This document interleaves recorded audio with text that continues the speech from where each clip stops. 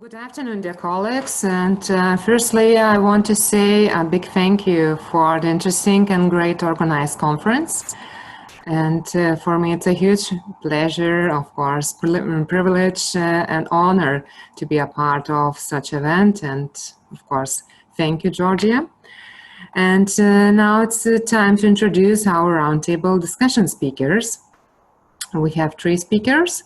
In the second roundtable discussion will attend Dr. Gabor Polyak. Dr. Polyak works for the University of Pécs as the head of the Department for Communication and Media Studies and for Media Monitor, a Hungarian NGO dealing with media policy issues as director. His last books is Medienpolitik in Osteuropa or Osteuropa. So as you understand from the topic of the second roundtable, our discussion will focus on external communication and the role of media in electoral communications. There is no doubt that the media plays an indispensable role in the proper functioning of a democracy. With the help of media, we can educate voters, youth persons with disabilities, ethnic minorities, on how to exercise their democratic rights. We can report on the development of an election campaign. We can provide a platform for the political parties and candidates to communicate their messages to the electorate. We can provide a platform for the public to communicate their concerns, opinions, and needs to the parties, candidates, the EMB, the government, and other voters, and to interact on these issues. We can allow the parties and candidates to debate with each other. We can report results and monitor vote counting. We can provide information that, as far as possible, avoids inflammatory language, helps to prevent election-related violence, and etc.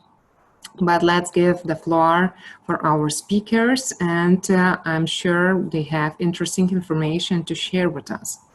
Of course, before the discussion, a few technical aspects under our program. As I see, we have 1 hour, and as I mentioned, we have 3 speakers. So let's agree that for each speaker is given approximately 12-15 minutes, then a question-answer session of 5 or 8 minutes after each presentation. So I will give the floor for Dr. Gabor Polyak. So, Doctor, the floor is yours, and it's time for your presentation, please. Thank you. Thank you, and thank you for the invitation. And I have to say that I have to leave 10-15 minutes before the end of this session. Please consider it. If you have questions, I have another event here in Hungary. So I have a short presentation to show you some figures, some illustrations about the Hungarian situation. Let me share my screen with you. I try to do that. I would say this is not the first time when I use Zoom, but it's every time a challenge. Okay, so yeah, we could hear that media is possible to educate voters how to use the rights and so on. It can be a very positive factor of the behavior of the voters. However, it also can be used for distorting the voting behaviors, and the Hungarian media system and the situation in Hungary, unfortunately, is a very good example for these worst practices. And I have to say that what we can experience here in Hungary is a very unique media system that is in a huge manner politically controlled, and exactly for the aim that the will of the voters will not develop in a fair way. It's very interesting. It's a very interesting experience of the whole history that non-democratic governments fear from free media. They have fear from free media because they know that the open debate is a good way to change, to have a new government. And if they think that their real performance is not enough to convince the voters, then they need the instrument of censorship. In Hungary, Hungary is a member of the European Union. Of course, we cannot speak about traditional censorship. Therefore, I wrote here, this is the first time when I use this expression, structural censorship. What does it mean? How does it function? Sorry, okay. So, it's a bit too fast. So, we don't have any office for censoring any publishing activities in Hungary. What do we have?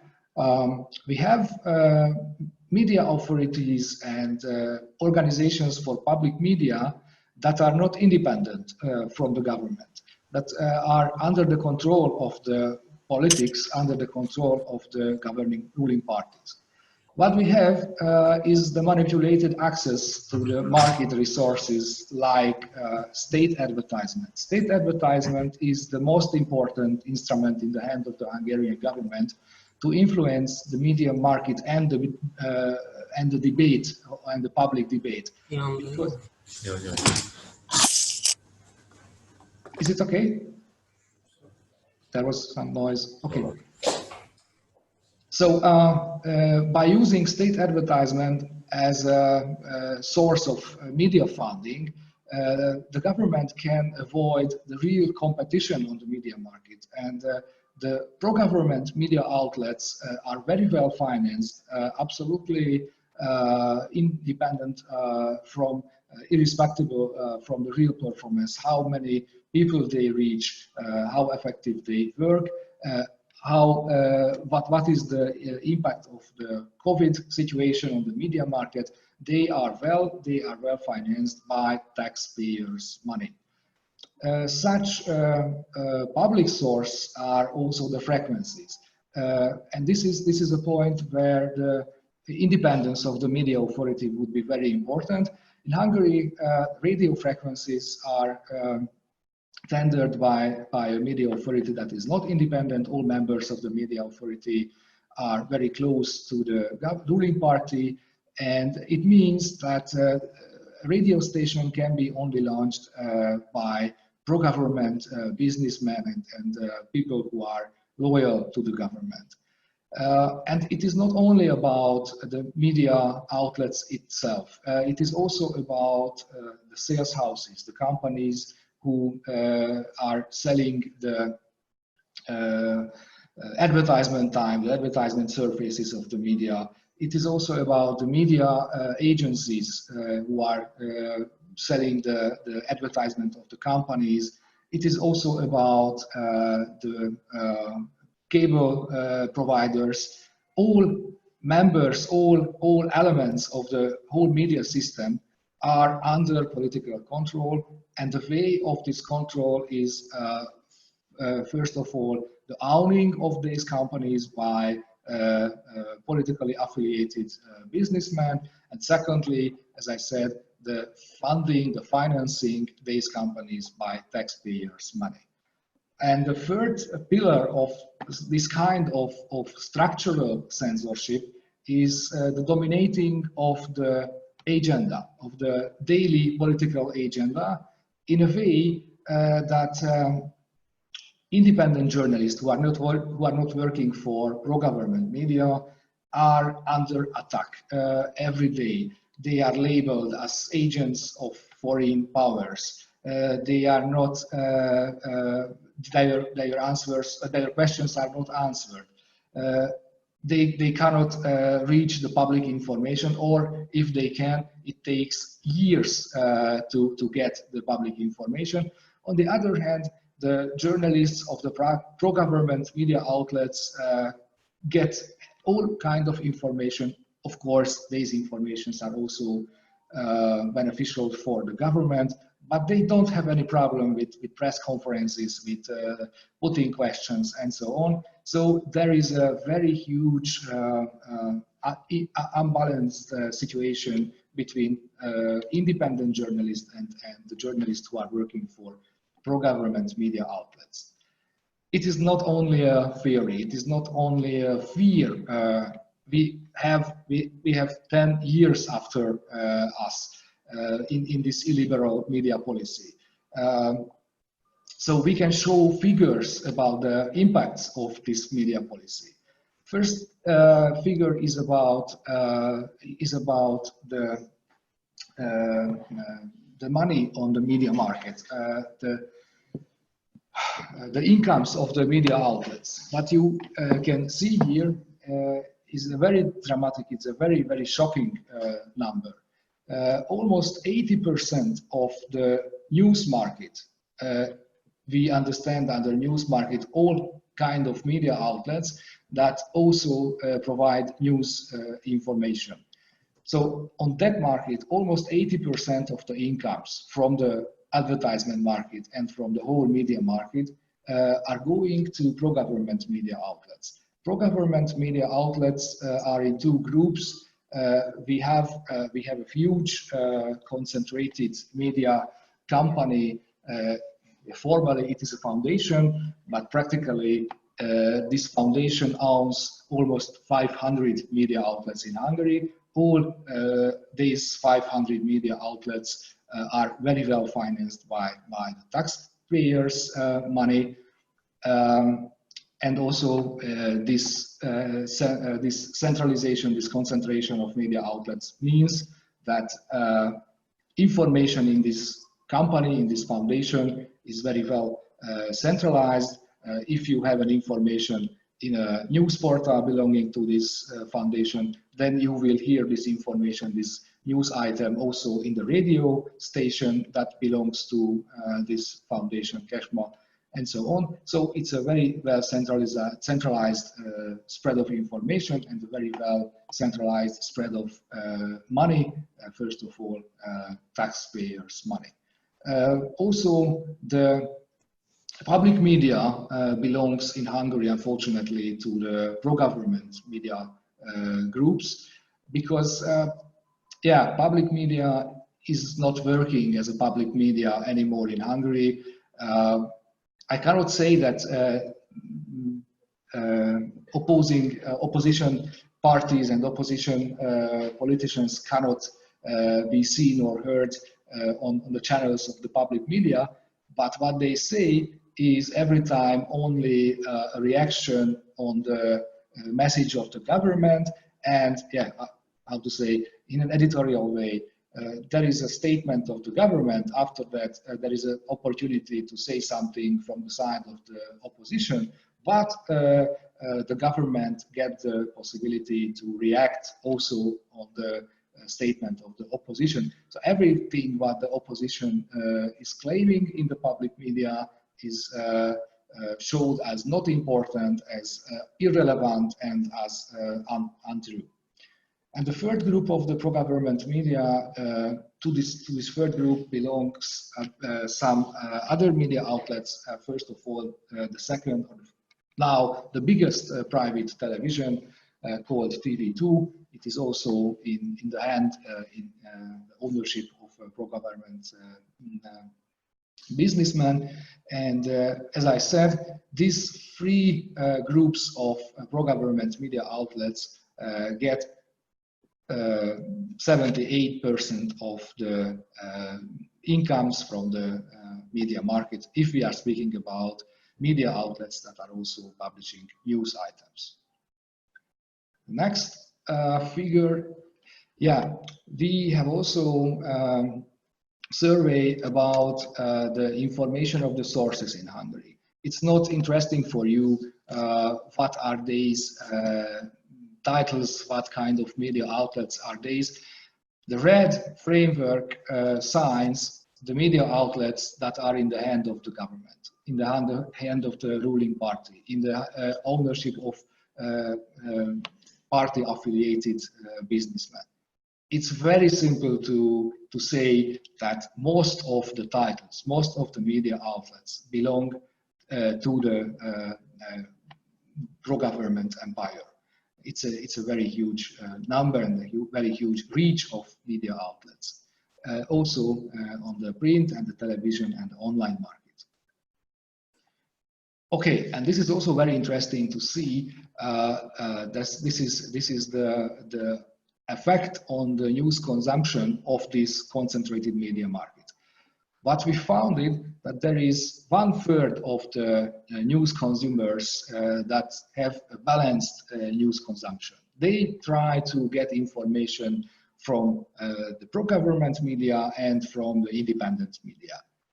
So this is 1/3 of the consumers. It is not a bad number. However, the other, when we are looking at the other consumers, our experience will be very shocking. There is a, it's not a, this is the pro-government part of the media bubbles. I changed the number, I'm sorry. So it means that 56% of the news consumers get mostly information from the pro-government media. As you can see, there is 12% of the media consumers who are only getting information from the pro-government sources. On the other side, there is only 13% of the news consumers who are getting information mostly from the pro-government media. There is a change of the numbers. I'm sorry for that. But you can easily say that the very big majority of the consumers who are not balanced, who has not a balanced news consumption, is mostly a user of the sources of the pro-government media. So it is a very, very distorted media market and a very, very distorted public sphere in Hungary. And the last one from my slides is about the real effects, what the Hungarian voters think about the world. What you can see here are the most important messages from the last years of the Hungarian government. I would say these are so untrue conspirations. The first one is that George Soros organizes the transportation of migrants to Europe. 82% of the people have heard this information in Hungary, and this is not so interesting. Of course, Hungary was full of posters, full of billboards, and full of advertisements about George Soros and his demonic activity. But what is very interesting, 44% of the voters are believing that George Soros are really organizing the transportation of migrants to Europe. So it is not ineffective. It has a very huge impact on the voters' beliefs. And the second, and the other topic is the European Union promotes immigration. The most of the Hungarian voters believe that the European Union is an active player of promoting immigration, 52%. And some positive idea about Hungary. We are the country of Europe who safeguards Europe from immigration. It's a very huge majority who believes that. 61% of the Hungarian voters believes that Hungary is the last pillar of the of defending Europe against this very dangerous immigration. Yeah, thank you. That was my main idea and message about the media system, where the political and market competition is not fair, and in the end, the behavior of the voters, the decision of the voters is also distorted. Thank you. So thank you, Dr. Polyak. And right now is the right time for questions. So if somebody wants to ask something, Zsolt, the floor is yours. Thank you very much, Laura, and really thanks to this last panel as well, to Gábor, Ingrid, and Fosco for this interesting presentation. Also thank to Fosco for our collaboration.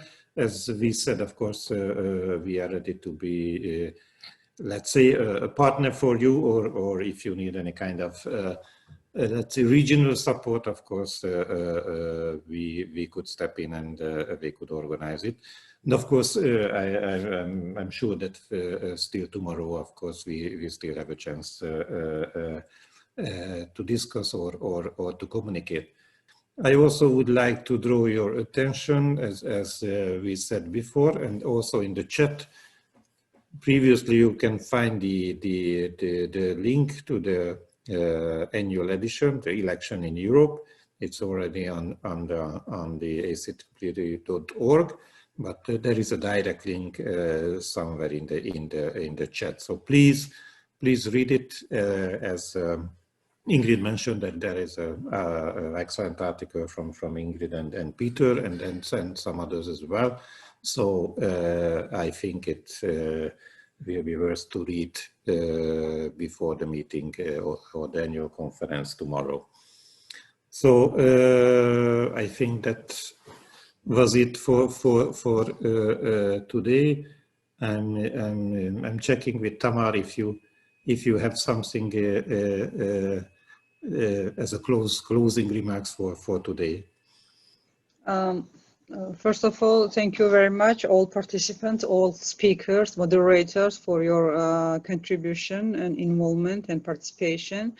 That was really a very interesting conference and very interesting topics we discussed together. And just maybe comment with regard to Facebook representative, which is like our experience. We have very good communication with Facebook team, and they have immediate reaction when we have some kind of fake account created on behalf of Central Election Commission. And we hope to continue this kind of communication when it comes to the, of course, the good when it comes to the communication, and of course disinformation.